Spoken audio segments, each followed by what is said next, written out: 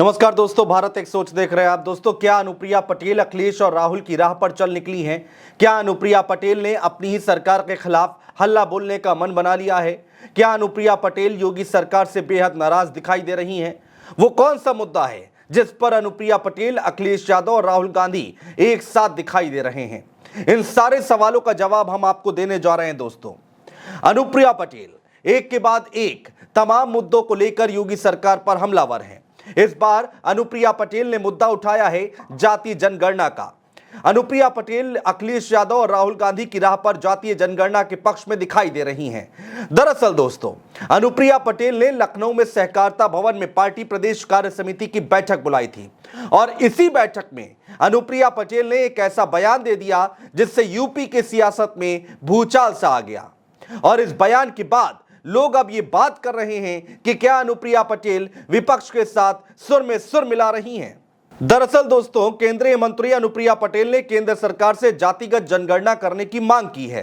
केंद्रीय मंत्री ने कहा, जातिगत जनगणना से ही समाज का विकास संभव है। केंद्रीय मंत्री ने मांग रखी कि देश में न्यायिक सेवा आयोग का गठन किया जाए और न्यायपालिका में समाज के सभी वर्गों को प्रतिनिधित्व मिले। जरा सुनिए अनुप्रिया पटेल ने क्या कुछ कहा। क्या जातीय जनगणना जरूरी नहीं है? हमारे देश की सामाजिक संरचना का आधार विभिन्न जातियां और देश में हजारों वर्षों से है। क्या हमें उनकी सही संख्या, सही गिनती नहीं मालूम होनी चाहिए? और ये केवल जातीय जनगणना से ही संभव है। तो दोस्तों, ये तो हो गई जातिगत जनगणना की बात। इसके साथ ही साथ अनुप्रिया पटेल ने आउटसोर्सिंग से हो रही भर्तियों को लेकर भी अपनी ही सरकार पर जमकर हमला बोला। उन्होंने कहा, आउटसोर्सिंग कैंसर से भी ज्यादा खतरनाक है। आउटसोर्सिंग में आरक्षण का मानक लागू नहीं किया जाता है। यह पिछड़े वर्ग के लिए कैंसर जैसा ही है। नियुक्तियों में आउटसोर्सिंग के जरिए चतुर्थ श्रेणी के कर्मचारी की भर्तियां हो रही हैं, उसमें आरक्षण का पालन नहीं हो रहा है। चतुर्थ श्रेणी की जो नौकरियां होती थीं, उनमें जो वंचित वर्ग और दबे कुचले वर्ग को मिली थी, अब आउटसोर्सिंग के जरिए भर्तियां हो रही हैं और उसमें आरक्षण का कोई नियम लागू नहीं है। इससे वंचित वर्ग की जॉब पाने की जो गुंजाइश थी वो खत्म हो गई है। जरा सुनिए अनुप्रिया पटेल का यह बयान भी। कैंसर की बीमारी बड़ी खतरनाक है, बड़ी गंभीर है। उससे भी ज्यादा गंभीर बीमारी बन चुकी है ये आउटसोर्सिंग, क्योंकि आरक्षण की तो कोई व्यवस्था का पालन इसमें हो ही नहीं रहा है। अभी सुनने में आ रहा है, एक मंत्री जी चिल्ला रही हैं कि आरक्षण खत्म हो गया। अच्छा, आप खुद सोचिए, सरकार में भी रहेंगे और आरक्षण की भी बात करेंगे, तो जिन्हें आरक्षण की चिंता है, जो पिछड़े दलित और अल्पसंख्यक आदिवासी भाई बहन हैं, चाहे वो दिल्ली में हो चाहे लखनऊ में है, तुरंत बीजेपी को छोड़ दें। दोस्तों, अनुप्रिया पटेल का ये बयान आना और उसके बाद समाजवादी पार्टी को हमला करने का मौका मिल गया। सपा प्रवक्ता है अनुराग भदौरिया, जिन्होंने ट्वीट करके लिखा है, अब तो बीजेपी के सहयोगी दल अपना दल भी समाजवादी पार्टी की भाषा बोलने लगी है। वो भी ठेकेदारी वर्गर का विरोध कर रही हैं और जातिगत जनगणना की मांग कर रही हैं। दोस्तों, जातीय जनगणना वो मुद्दा है जिसको अखिलेश यादव और राहुल गांधी चुनाव के दौरान और चुनाव के बाद भी लगातार उठा रहे हैं।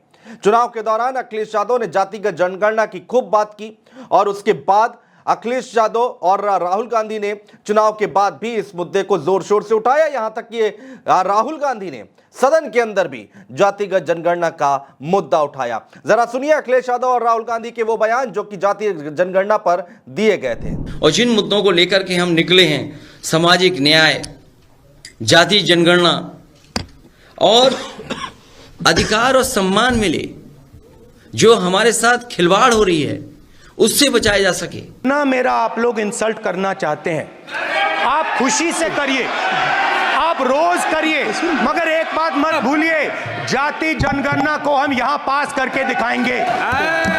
धन्यवाद। दोस्तों, एक तरफ अखिलेश यादव और राहुल गांधी जातीय जनगणना की मांग कर रहे हैं, वहीं दूसरी ओर अनुप्रिया पटेल का जातीय जनगणना का मुद्दा उठाना। लोग कह रहे हैं कि अनुप्रिया पटेल विपक्ष की हां में हां मिला रही हैं। दोस्तों ये कोई पहला मौका नहीं है जब अनुप्रिया पटेल के किसी बयान से सवाल उठे हों। 2024 के रिजल्ट आने के बाद अनुप्रिया पटेल के कई ऐसे बयान हैं जिनको लेकर प्रदेश में बवाल मच चुका है। अनुप्रिया पटेल के बयान आने के बाद जिससे लगने लगा है कि योगी सरकार और अनुप्रिया पटेल के बीच में तकरार बढ़ती ही जा रही है। आइए जल्दी से आपको वो बयान याद दिलाते हैं जो कि अनुप्रिया पटेल की तरफ से दिए गए थे, वो भी अपनी ही सरकार के खिलाफ। पहला मुद्दा, शिक्षक भर्ती में आरक्षण। बेसिक शिक्षा परिषद में 69,000 सहायक अध्यापक भर्ती में एससी और ओबीसी को आरक्षण के नियमानुसार लाभ न मिलने का मुद्दा अपना दल एस ने उठाया था। इस विवाद का आज तक हल नहीं निकला। वहीं योगी सरकार नियमानुसार आरक्षण का लाभ देने का दावा कर रही है। दूसरा मुद्दा, सीएम योगी को पत्र लिखा। अनुप्रिया पटेल ने 27 जून को मुख्यमंत्री योगी आदित्यनाथ को पत्र लिखा था, जिसके बाद काफी विवाद खड़ा हो गया था। इस पत्र में आरोप लगाया गया था कि सरकारी विभागों में हो रही भर्ती में एससी, एसटी और ओबीसी के आरक्षण नियमों का पालन नहीं हो रहा। इन कैटेगरी के योग्य अभ्यर्थी नहीं मिलने के नाम पर उनके पद सामान्य वर्ग के अभ्यर्थियों को दिए जा रहे हैं। तीसरा मुद्दा, प्रमुख सचिव का विवाद। अपना दल एस के कार्यकारी अध्यक्ष और योगी सरकार में प्राविधिक का शिक्षा मंत्री आशीष पटेल का विभाग के प्रमुख सचिव एम देवराज से विवाद हो गया। मंत्री आशीष पटेल ने एम देवराज की ओर से किए जा रहे तबादलों पर आपत्ति जताई थी। चौथा मुद्दा, मंच से आरक्षण का मुद्दा एक बार फिर से उठाया अनुप्रिया पटेल ने। अनुप्रिया पटेल ने सरकारी विभागों की भर्ती में एससी, एसटी और ओबीसी के आरक्षण का मुद्दा उठाया था दोस्तों। पांचवा मुद्दा, टोल टैक्स का मुद्दा। अनुप्रिया पटेल ने वाराणसी शक्तिनगर मार्ग पर अहरोरा में अतिरिक्त टोल बूथ लगाने पर आपत्ति जताई थी। उनका कहना था कि एनएचएआई के नियमों के अनुसार एक टोल से दूसरे टोल के बीच की दूरी 40 किलोमीटर होनी चाहिए, लेकिन 20 किलोमीटर की दूरी फतेहपुर और अहरोरा में 2 टोल प्लाजा लगाकर गलत टोल वसूला जा रहा है।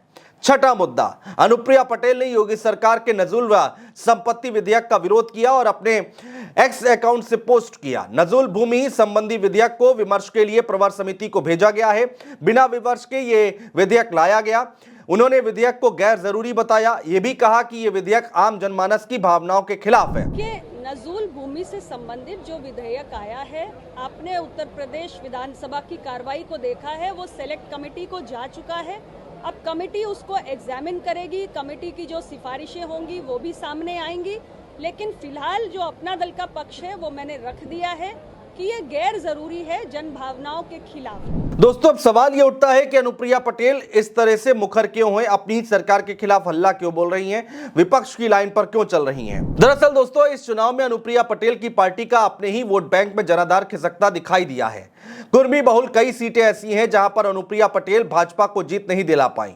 यहां तक कि उनकी अपनी पार्टी पर भी एक समय को हार का संकट खड़ा हो गया था। जी हां, चुनाव के नतीजे आने के बाद इसलिए ही वो पिछड़ा और अनुसूचित जनजाति की चिंताओं को लेकर लगातार मुखर हैं। वो आरक्षण को लेकर योगी को चिट्ठी लिख रही हैं तो जातीय जनगणना के सपा के मुद्दे पर भी अपनी सहमति की मुहर लगा रही हैं। ये तमाम चिंताएं अनुप्रिया पटेल को जरूर खाए जा रही हैं। आगे और चुनाव है, 2027 का चुनाव है, 10 सीटों पर उपचुनाव होना है। लंबी लड़ाई है, बड़ी लड़ाई है और अनुप्रिया पटेल उसी की तैयारी करती हुई दिखाई दे रही हैं। बहुत शुक्रिया दोस्तों।